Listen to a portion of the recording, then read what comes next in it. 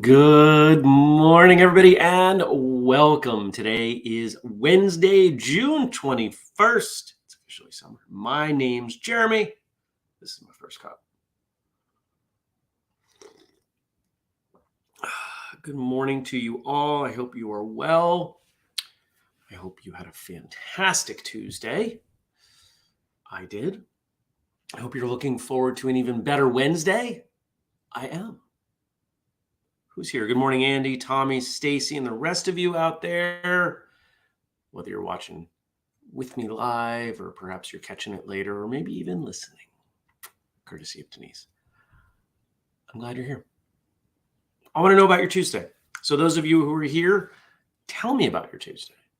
What did you do? I'll tell you about mine. So yesterday was an odd day for me. As most of you know, I record martial arts radio episodes on Tuesday. Yesterday was not a recording day, but I had a couple meetings from Monday that got moved to Tuesday. And Andrew and I have been testing a new recording option that is not Zoom that we believe will give better quality. So far, everything seems to be great with that. And it came time in our testing to test it with someone. So we reached out to someone that many of you know, someone who's been on the show before, someone that I like very much. And it was Andrew's idea. He said, you know who I'm going to ask? I said, oh, that's a great idea. And so I sat down with that person yesterday morning and we recorded for a little over an hour. And it was a wonderful conversation. It was a great way to start the day. And I look forward to that episode coming out.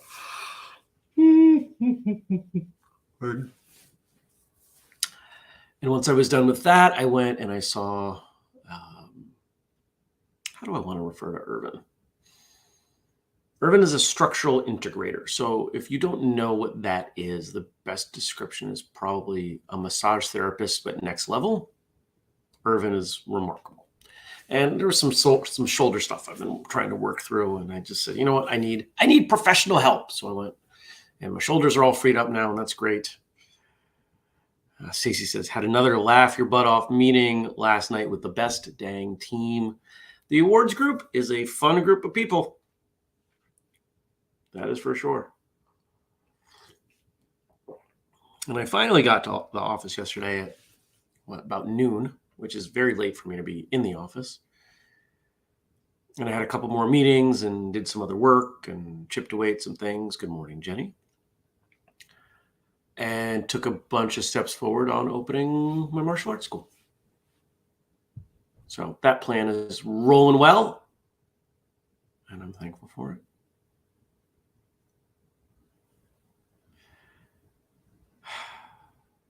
I'm busy. I'm tired. I'm often stressed. But I feel good. This is all good stuff. If I take a step back and I look broadly at what's happening, things are clicking. Things are clicking on a wonderful, wonderful level. And I'm very thankful for that. So,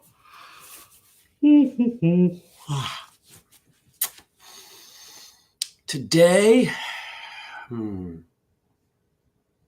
don't know what today will be. Hi, crows. They don't usually come on the porch. They're getting braver. I don't know how I feel about that. I'm going to work out later. I don't know about you guys. I'm having a hard time sleeping and catching up. I mean, even, the app thing that I use tells me I'm sleeping well, and I'm just not. I feel rested. I just feel like I need more. So I don't know what that's about. I was going to get up at 5 and do my, the morning routine stuff that I do before the show. And I just said, you know what? Starting next week, that'll become easier for me to do. I won't have to wake up as early. I'm going back to bed for another hour, and I needed it. It's really been interesting. I'm going to chalk some of it up to, actually, I don't know what I'm chalking it up to. Maybe not enough exercise. I've been moving, but I haven't been exercising. When was the last time I did like a real workout? Last week. I'm going to change that. I'm going to change that today.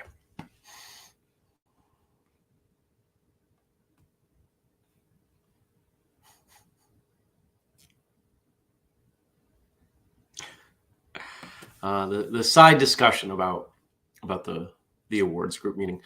Those of you out there, if you are not involved in Whistlekick in some way, if you would like to be, it is a wonderful group of people. We have a great time. Regardless of your skill set and time commitment, I can find something for you. There's a whole bunch of people helping out, and I appreciate all of them. Just about everybody here is helping out in some way, and it's worth it. It's all about the mission. Connect, educate, entertain, get everybody in the world to train for 6 months. We're doing it. We're doing it. Good morning, Gad.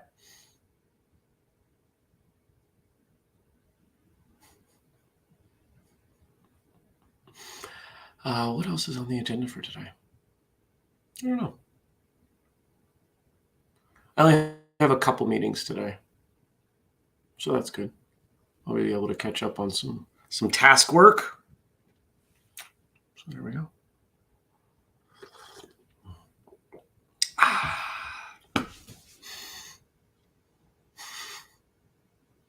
There's a lot of silliness happening here. Silliness I am not going to repeat. Oh God, I hope the hecticness is off. It's done. I was about to say something. What was it? I don't remember. I hope today's not going to be like that. I need a good brain day. So, well, I guess we're going to move on. Oh, I did want to remind people. Just a reminder, if you're not keeping up on the show every day, that starting next week, we'll go to Fridays only. Announce that. I think this is the third time I've announced that now. So I will probably announce it again on Friday, and then that's it. So hello to you. Ray says, happy solstice all. And Stacy says, the silliness while getting tons of work done is the hallmark of this team. That's a good team. A team that can enjoy their work and get it done. That's a good team. All right, I'm going to bring up what Frank sent over because I'm not feeling very monologue-y this morning, and that's okay. Excuse me. And yeah, thank you to Frank for all that you do for the show. Thank you to Josh for our theme song. And thank you to Denise for doing the audio stuff. Where am I going? I'm going right here. Today we have 3 quotes from Andy Rooney. If you are of a certain age, of which I'm really not, a little too young, but if you are, Andy Rooney was kind of an important figure. I don't know what the modern equivalent of Andy Rooney would be. When I was younger, I used to get him confused with Mickey Rooney, which is funny because they're nothing alike other than their last name. And here we go. It's paradoxical that, there was something I was going to tell you. I'll tell you after this one. It's paradoxical that the idea of living a long life appeals to everyone, but the idea of getting old doesn't appeal to anyone. We want to live forever as if we're young. I think that's natural. We value youth, I believe, for a variety of reasons, but I'm going to guess that the major one is potential. When you're young, you have more potential. Your body physically has more potential, generally. And you have time. You have more time. So I could see it would be easy to look and miss having those opportunities. As I get older, I get smarter, and I keep finding ways to stave off the physical stuff. I'm 44. I'm in the best shape of my life. I'm in better shape now than I was at 35. Hands down. Because I keep looking and experimenting and trying to find ways to get and remain healthier. I've become more efficient. I'm figuring out, okay, this is worth the time and the money, this is not. And I focus on the things that are, and I use the extra time and money to experiment with new opportunities. It works.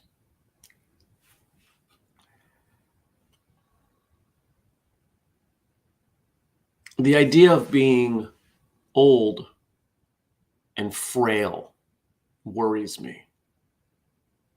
I don't mind getting older, but I don't want to lose function. That's important to me. And I'm going to dovetail this in with the other thing I was going to mention here.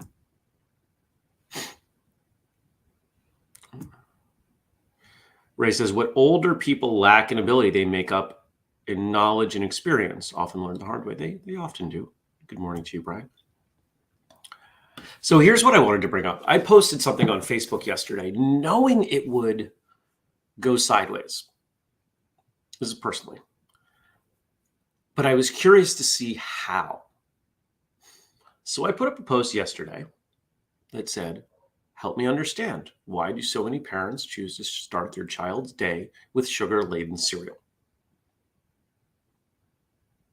And I knew people would get bent out of shape about it. Because we all know that starting your day with sugary cereal is a bad idea. We all know that. Even if you are not someone who is down on carbs, the idea of starting your day with Count Chocula or Lucky Charms, not a good way to go. But I don't have kids, so I wanted to understand why this happens so often. Why is a thing that we all know is bad being done so pervasively? And a couple things came back that I found fascinating. The first was the extent to which people thought I was judging them. Now, if you know me, if you've followed my posts on social media, specifically Facebook, for any length of time, you know that's not what I do. I'm very open-minded, and I like to learn. And I don't have kids, so how else am I going to learn? So I asked. And the first 3 words, help me understand. And the number of people responding in a very defensive way saying, you don't understand. Well, that's kind of the point. I don't understand. I would like to.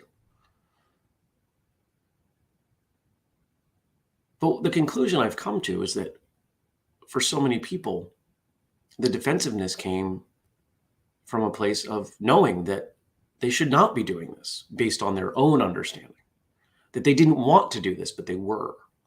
And they felt probably less than judged, guilty. And so that was the first thing I found interesting.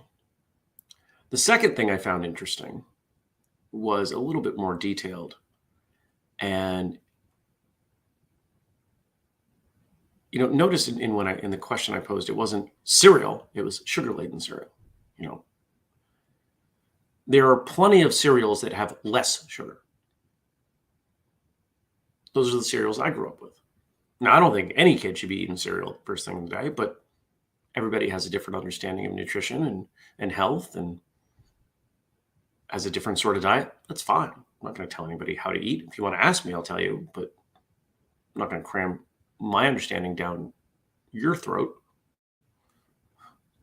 Ironic metaphor. But the other thing it came down to was, well, I don't want to fight with my kids.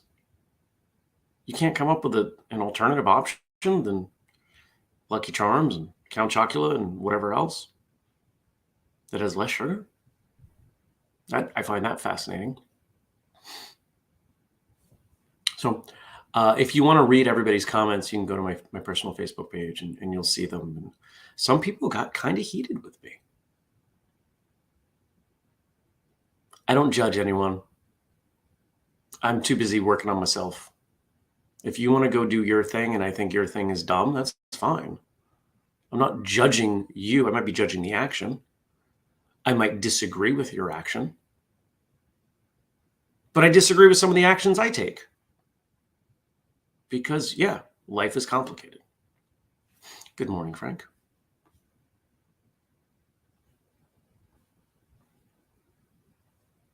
Good morning, Nathan.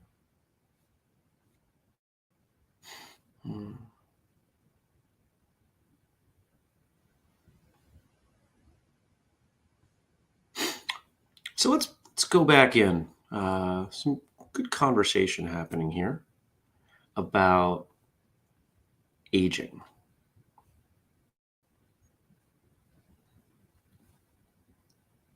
Kelly says it was heartbreaking. I don't know if I acknowledged Kelly coming in. Good morning, Kelly. She says it was heartbreaking to watch my dad become frail. He fought it for so long. He continued working until he was 85.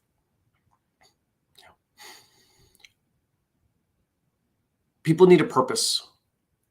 And whether this will change generationally or not, men of that age seem to especially need a purpose. When someone doesn't have purpose, they lose will to live and they die. I've talked about this a few times on the show. I've talked about it with others in person. I think the notion of retirement, as so many people implement it, is a terrible idea. You mean you spend your entire life doing things and then you stop doing things? That's a pretty dramatic change. I think retirement should be conditioned socially to go from doing things to doing different things, from doing things that earn you money to doing things that earn you joy. And if you don't do that, if you simply stop, if anybody out there has ever owned an old car, what happens when that old car isn't driven frequently? You might think, oh, well, not using it, it'll last longer. No, it actually falls apart sooner.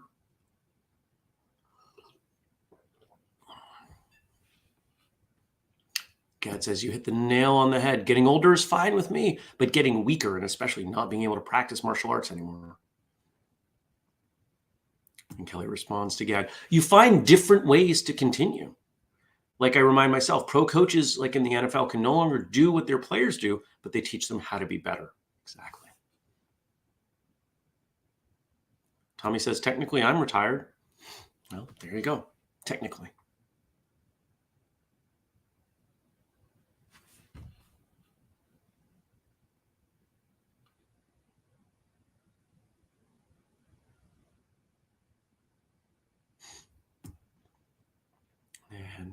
And she says about her father, yep, that's what happened. He took a major fall in the office, which kept him from returning, and he just started to, quote, wilt. Yeah. There's always something. This is where one of the things that I think we used to do much better as a society is value the older generation. It was not that long ago that grandparents had a substantial involvement in the raising of children. That people in their 20s would have kids, they would be starting their careers, but their parents, aka the grandparents, had a lot of time, especially the grandmother, because women generally didn't work back then. I am not suggesting this is what should be. I'm talking about a specific aspect. I don't want to get bent out of shape. And the grandparents, who had far more experience raising children because they had already done it successfully with their kids, helped raise the grandchildren. So they had a purpose, and their wisdom contributed Instead of parents going, I don't know what to do, the grandparents with more of an idea of what to do, right? And it doesn't have to be with child rearing, but I wish we valued old people more. I think I've mentioned on the show a couple times, there's a 92-year-old woman in town who I've gotten to know a little bit because we have some mutual friends. In fact, we were thrown together.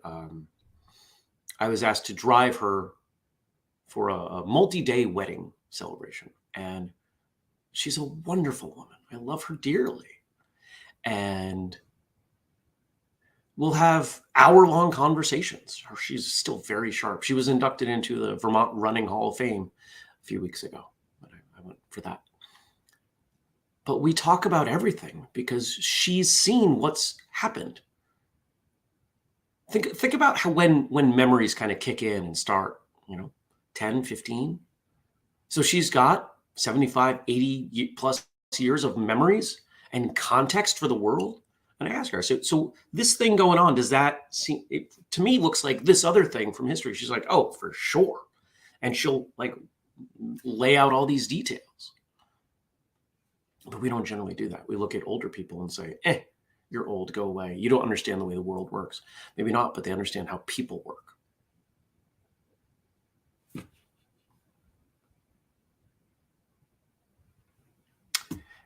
Kelly says, one of the main differences, I think, is that we move away from our parents as opposed to multi-generational homes or communities. You are absolutely right.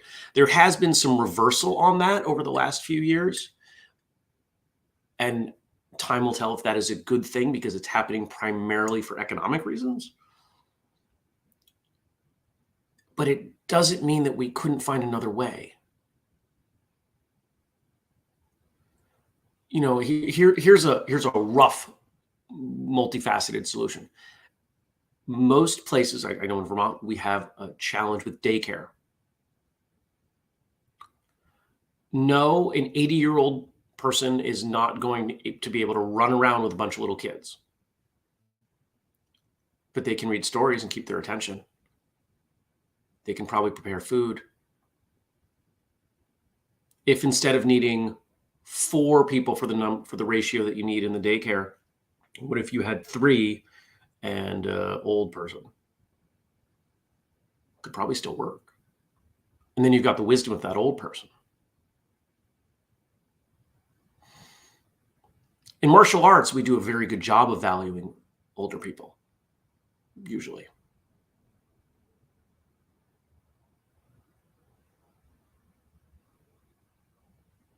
See, just one more way that martial arts is better than everything else. Kidding.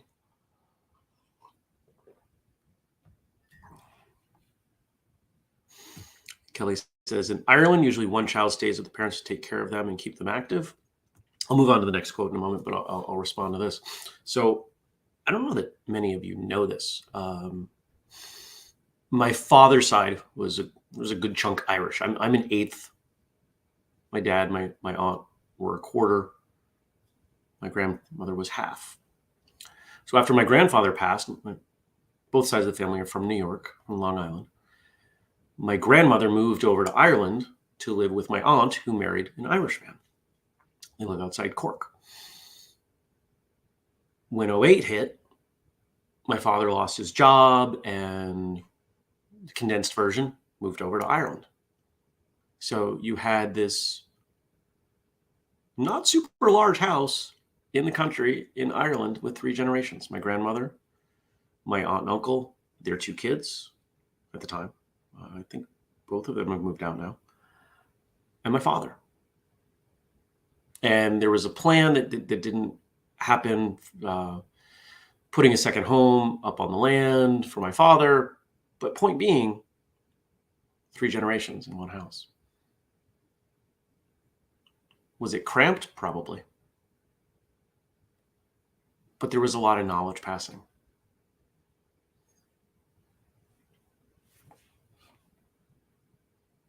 All right, next quote. Isn't it funny how I don't have anything to say and then I find something to say and it runs from there? Always keep your words soft and sweet, just in case you have to eat them. This is one I'm working on a lot. I'm really trying to temper when my assumptions, someone will say or do something, and maybe I find fault with it. Maybe I take umbrage with it. Maybe I need to add on to it.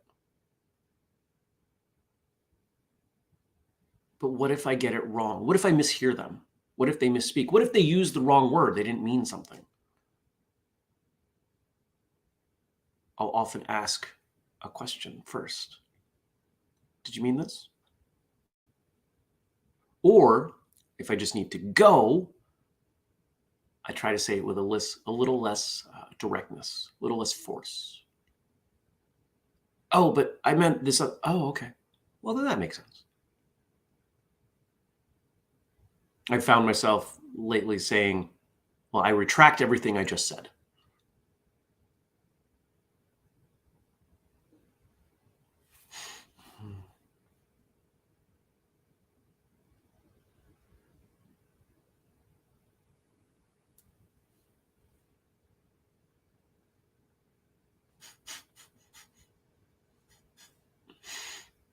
The chat, you guys are funny.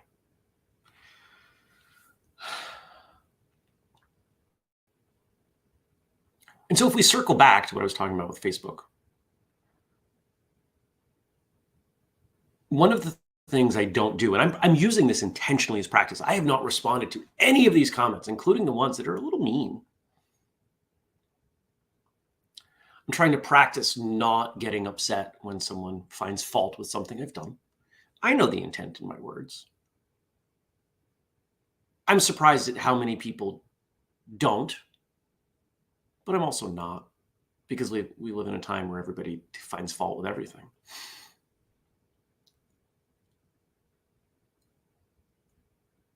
But I have no problem asking questions, speaking softly, being unsure. I was having a conversation with someone yesterday that I have to be careful about how and how often I ask questions of people, because their default is to think that I am judging them. I love to ask why. Tell me why you do that. One of my favorite things to do, martial arts wise, is to compare notes and say, okay, why do you do it this way? I want to understand why you do it this way. But here's the problem. Most people don't know why they do it that way. They just do it that way, probably because their instructor told them to do it that way. Somewhere along the line, somebody knew why, but the why hasn't made it to them. But when I understand the why, I can absorb that information better. Most of us need why, which is why application of forms and breaking things down in a certain way is so important, not just stylistically or educationally, but I guess educationally is the big one in terms of retention and processing and usefulness.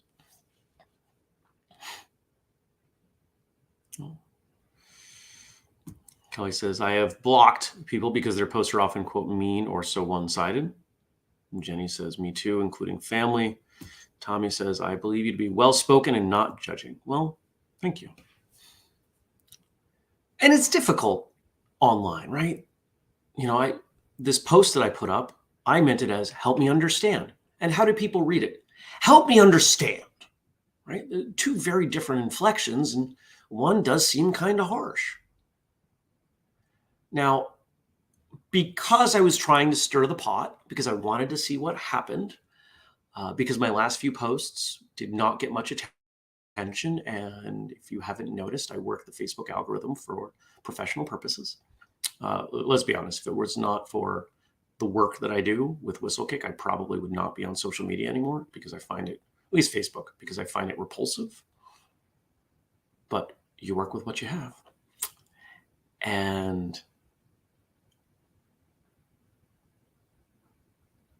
But at the same time, I didn't realize the direction in which people would misunderstand.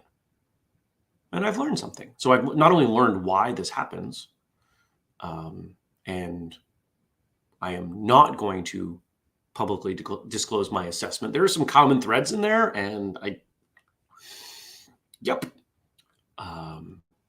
but I also learned about the way people process written information. This is part of why I'm good at marketing, because I'm constantly experimenting. How are people going to take this? Jenny says, we understand your intentions because we have open-mindedly taken the time to get to know you instead of jumping to conclusions. Yes. Tommy says, takes way too much energy to be angry and so unfruitful. Yes.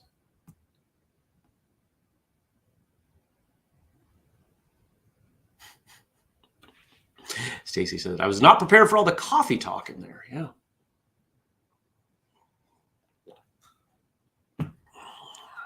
I will say that the solution to what people are saying in defense about time and children's eating habits is in the second word there. It's habit. It's creating habits.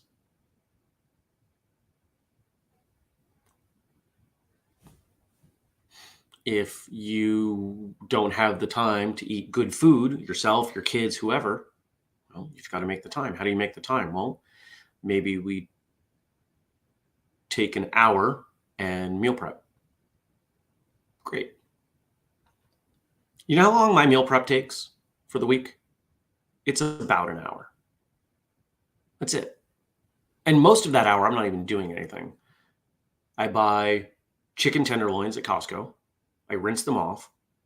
I put them in the oven in various containers. I season them. If I was cooking for a kid, I probably wouldn't season them. And now I have chicken ready to go.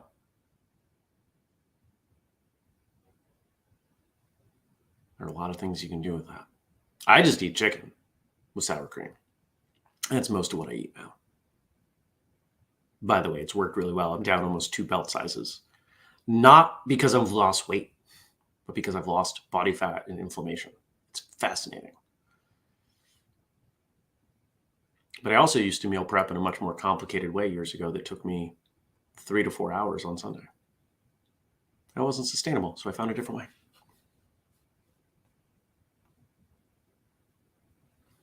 All right, and our last quote from Andy Rooney. Teachers who have plugged away at their jobs for 20, 30, and 40 years are heroes. I suspect they know in their hearts they've done a good thing too, and are more satisfied with themselves than most people are. Most of us end up with no more than 5 or 6 people who remember us. Teachers have thousands of people who remember them for the rest of their lives. I don't think this is as true as it used to be.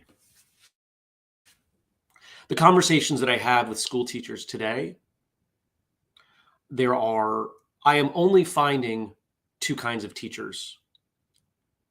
Teachers who are so dedicated to creating change that they are willing to suffer in an effort to make change, and teachers who are miserable. I don't know anyone who is happy with the way public education is and like, yeah, I'm going to stick this out for the rest of my career. This is pretty good. It used to be that way. Teachers used to have an option. And here's the best anecdote why. I was talking to someone. Who was that? I was talking to someone the other day whose mother, who I believe to be in their 60s, is a bus aide. She rides the bus, keeps the kids, pays attention to the kids, which, by the way, we need that now? We never had that. Were there problems on the bus? Yeah, but I think it's a wonderful front edge indicator of how bad things have gotten. This woman, has to deal with violent children and is not permitted to touch them. In fact, the official response is you stand there, you take it, you put your hands up, because otherwise the expectation is that you are A, sued, and B, fired. Now, first off, keeping a job like that, I think, is utterly unacceptable. But that's not up to me. But 2, that's where we are. That's what teachers have to deal with. No, this person in question is not a teacher, but tell me that similar things are not happening everywhere. Anyone who's willing to step into that role and try to create change, yeah, there's some heroics in there.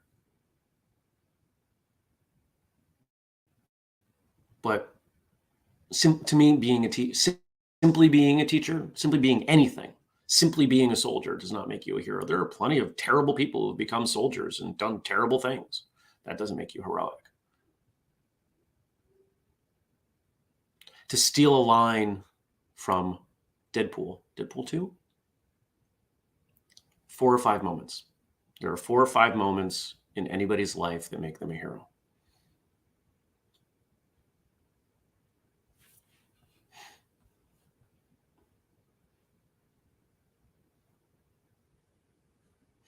Jenny says, you should write a book on meal prepping. Let's do that. Maybe that one will sell.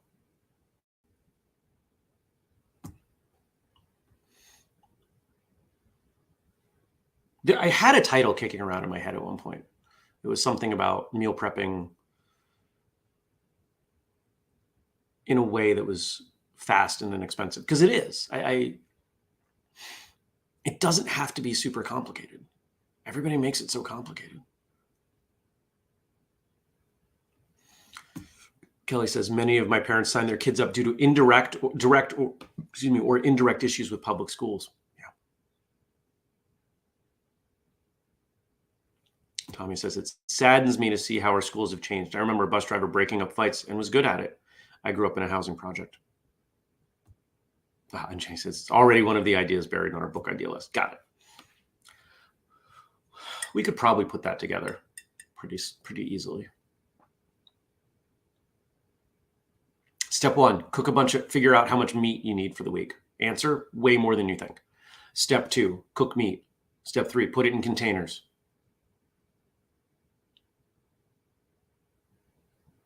Step 4, have things that you can just throw in with it, all ready to go.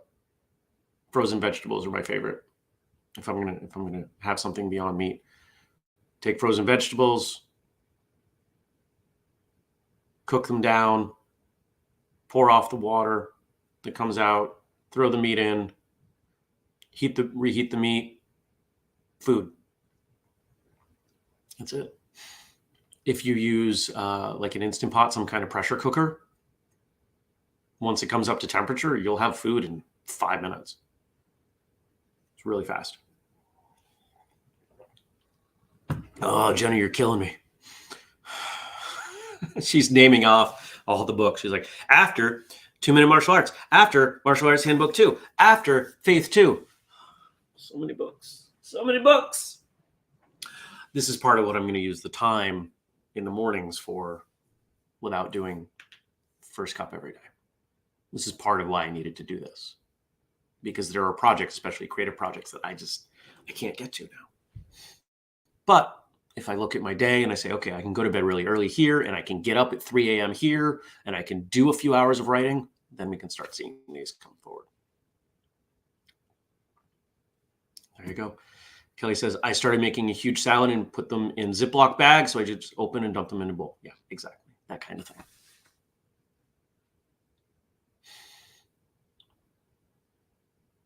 Yeah, I think that would be a good book. And here's the thing. I could give that book to people.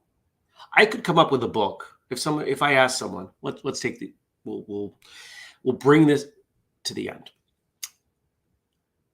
Those parents in my Facebook post who don't have the time to prepare their child a meal, I could come up with a way. If I said, how much time could you dedicate on a weekend to preparing food? Give me a number. And some of them would say 0 time. And I'd say, okay, well, your child's health is not important to you then. And for some people, it's not. I'm going to, yeah, I'll say it because it's true. I believe that an obese child, I think that's child abuse. If you look at everything that does to the kid for the rest of their life, look at all the indicators, socially, health-wise, it's child abuse. I feel I'm not going to get in somebody's face and yell at them about their kids, but I have friends who their kids are morbidly obese. Kids who are 5 feet tall and outweigh me by a lot. That's not okay. So if those parents said, I could come up with like 20 minutes on the weekend. Okay. I could give you a way to prep food that would take 20 minutes for a week. So you could just pull something out and give it to the kid on the drive to school. But they still wouldn't do it. I could give them a book with a plan that shows them exactly how to do it minute by minute, and they still wouldn't do it. Because it's not a time problem, it's a priority problem. We've said it before. The way you spend your time reflects your priorities. For most of these people who are dealing with this, their priorities are elsewhere. That's just how it is.